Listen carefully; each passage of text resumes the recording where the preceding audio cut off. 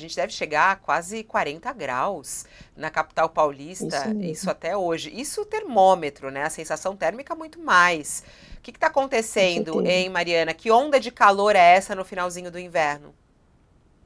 A gente é uma situação relativamente comum até para essa época do ano, né? Apesar de a gente não ter aí tantas lembranças, né, de ondas de calor que acontecem aqui no final do inverno, é uma situação relativamente comum. Setembro ele ainda é um mês de transição entre o inverno e a primavera, então a gente tem algumas frentes frias que atingem a região, que normalmente trazem declínio de temperatura, algumas frentes frias que trazem aquele refresco, mas a gente ainda não tem aquelas pancadas de chuva típicas do verão. Então a gente fica com períodos prolongados de calor aí enquanto a chuva não chega. Então, o que vai acontecer essas próximas semanas é que a gente não vai ter, nessa próxima semana principalmente, né, que a gente não vai ter ingresso de frentes frias aqui entre o Sudeste e o Centro-Oeste, e a temperatura vai subir muito. Então a gente já tem um aquecimento solar maior, né, a gente já está em setembro, quase em outubro, então o calor que vem aqui para a gente aumenta, e a gente não tem aquela umidade disponível na atmosfera para ser convertida em chuva, que é o que acontece no verão. Então, esse calor todo, ele vira o que a gente sente, né? Ele fica todo aqui preso aqui na atmosfera e a temperatura sobe, sobe, sobe, a umidade desce, desce, desce e o desconforto fica muito grande. Ora, Maria, Mariana, sempre que há. Vai pode ir, lá, Josias, Fabiola. pode ir, vai lá. Eu queria lhe perguntar, Mariana, que sempre que há uma excentricidade climática, as pessoas vinculam automaticamente a mudança climática, né? Que é o grande debate no mundo hoje.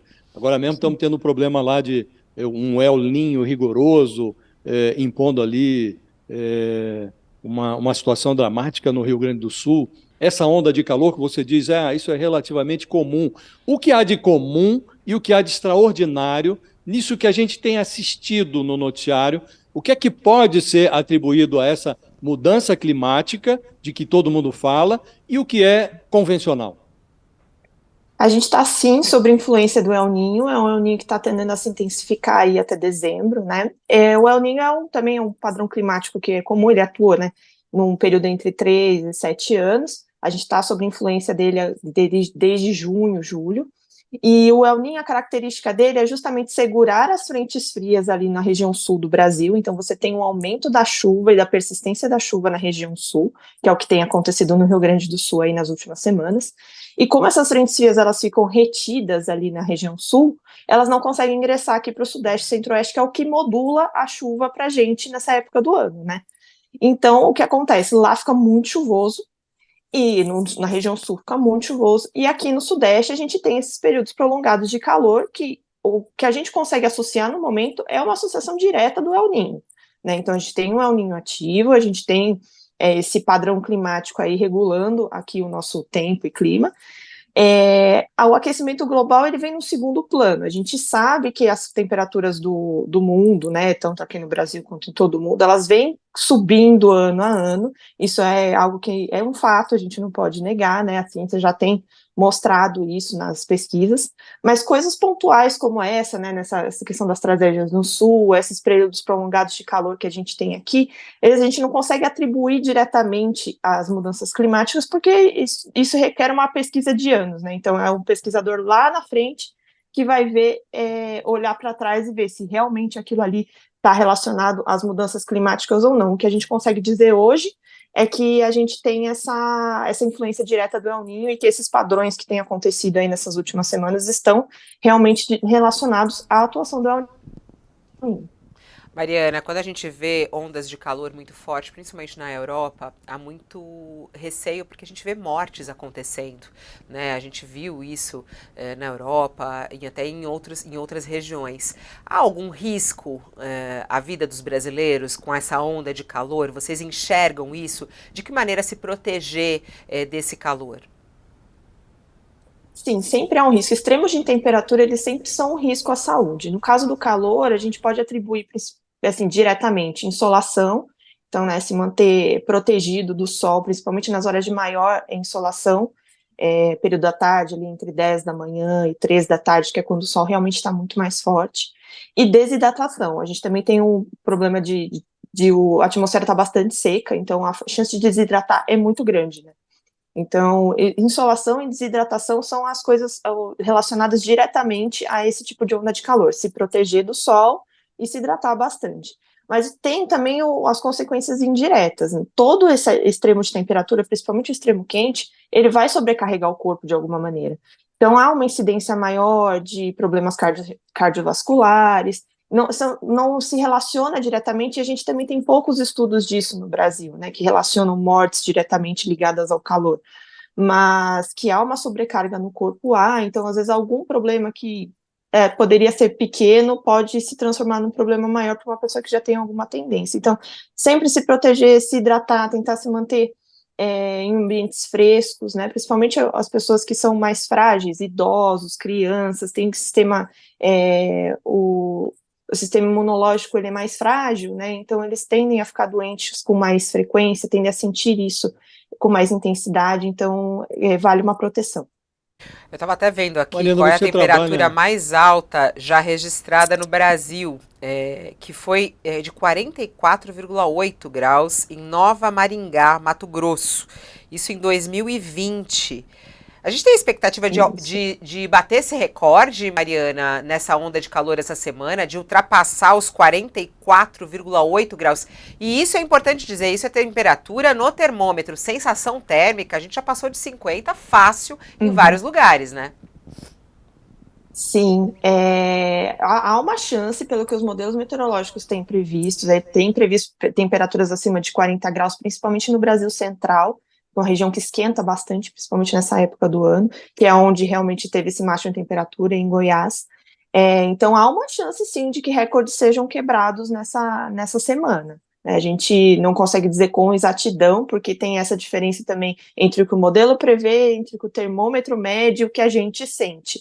A temperatura, normalmente, no termômetro, o termômetro da estação meteorológica, ele fica a 2 metros, mais ou menos, em relação ao solo.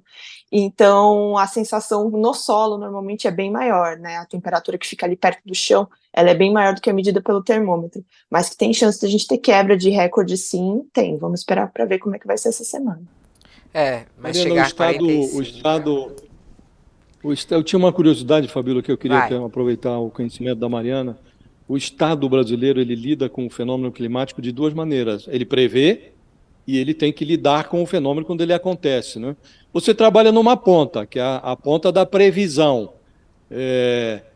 O que eu queria saber é se esta previsão, que é cada vez mais científica e tecnológica, cada vez mais aguçada, se ela é levada a sério na outra ponta, pelos gestores que precisam proteger pessoas que moram em áreas de risco, pessoas que moram em situação de rua. O gestor público leva a sério o trabalho que vocês fazem? Você sente que há uma evolução? Os indicadores são levados em conta na hora de preparar a política pública ou na hora de proteger as pessoas mais vulneráveis? Para o caso de calor, a gente ainda tem uma cultura um pouco mais fraca em relação à prevenção, né? Eu acho que é um fenômeno que a gente tem começado a perceber um pouco mais de uns anos para cá. Então, ainda não é a área de atuação do CEMADEM, né? Trabalhar especificamente com alertas de ondas de calor. Talvez no futuro, a gente não sabe, vai depender muito da demanda. O que a gente trabalha aqui no CEMADEM é realmente com inundação e com deslizamentos, que são as tragédias que mais acometem a população, principalmente na estação chuvosa, né, que a gente está em vias de entrar na estação chuvosa. A gente tem uma boa comunicação com a ponta, né, então o trabalho do CEMADEM é enviar alertas para a Defesa Civil Nacional, para que a Defesa Civil Nacional faça essa distribuição para as defesas civis municipais e estaduais. E essa é a nossa ponta. Então, as defesas civis, elas são sempre as mais capacitadas para realmente instruir a população no que ela deve fazer, se deve sair de áreas de risco, onde são as áreas de risco e quais são as tragédias que podem acontecer. Esse caminho tem sido bem percorrido e eu acho que nos últimos anos a gente tem conseguido aumentar cada vez mais a abrangência das pessoas levarem a sério, né, tanto a população no geral, quanto as defesas civis. O caminho é longo, a gente precisa de uma cultura de prevenção que ainda não existe no país, acho que é uma questão de educação mesmo, né, mas aos poucos a gente está sentindo que a coisa tem melhorado, sabe, a gente tem tentado aprimorar cada vez mais o nosso trabalho para que esse alerta chegue na ponta, né, tanto em termos de previsão, quanto em termos de alerta mesmo, enquanto o fenômeno ocorre. mas é um trabalho de formiguinha, mas que a gente tem conseguido melhorar aos poucos. Que ótimo. Bom, nesse momento aqui em São Paulo, a gente está aqui, ó, com 26 graus, a máxima para hoje 33, podendo chegar a 34. Aí em Brasília, 23 agora, hein, Josias? Mas vamos a 30. E eu acho que o destaque maior, a cidade que vai sofrer mais, qual é, hein, Mariana? Tem aí na sua previsão? Qual é a cidade que mais deve sofrer, ou a região que mais deve sofrer? E o alerta também se tem alguma região com chuva prevista, principalmente lá no Rio Grande do Sul, que ainda enfrenta problemas e ainda tenta se estabilizar. Para o calor, vai ser um calor bem generalizado mesmo, tá? Então, o sudeste todo, o centro-oeste todo, parte do nordeste, que também é uma tendência do El Niño, também tem uma seca maior no nordeste, então as temperaturas tendem a subir, e o sul da Amazônia também, então as pancadas de chuva vão ser bem localizadas, se ocorrerem, principalmente ali na região da Amazônia. O calor vai varrer o país aí pelos próximos dias. A chuva, ela vai ficar retida no Rio Grande do Sul, era justamente aquilo que eu tinha falado, é bem o padrão do El Niño mesmo. Chuva no Rio Grande do Sul e o calor no restante do país. A chuva no Rio Grande do Sul, ela vai ser um pouco mais frequente essa semana, não é chuva volumosa que é prevista, mas vai chover todos os dias, a gente já tem algumas áreas de instabilidade atuando ali no sul do Rio Grande do Sul, na região de Pelotas, tem raios associados, já tem alguns acumulados, a gente já está meio que em atenção ali para a região, e a gente pode voltar a ter chuva aí entre hoje e amanhã para a região que foi afetada nas últimas semanas, ali no Vale do Taquari, região metropolitana de Porto Alegre, pode voltar a ter chuva sim, não é chuva volumosa, não é uma chuva que é comparada, que aconteceu, que causou tragédia, mas como é uma região que já está bastante sensibilizada, ainda tem bastante trabalho de equipes lá, os rios estão bastante altos, o sol está bastante encharcado, qualquer chuva que volte é uma atenção maior que a gente tem que ter.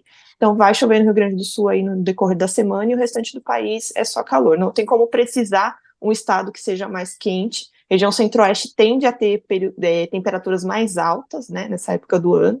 Sudeste também vai ter, mas ainda o refresco vem um pouco mais. Mas é chuva no sul e calor no restante do país. Muito obrigada, Mariana, pela sua participação ao vivo aqui no nosso programa. Um bom dia, bom trabalho, bom calor aí em São José dos Campos.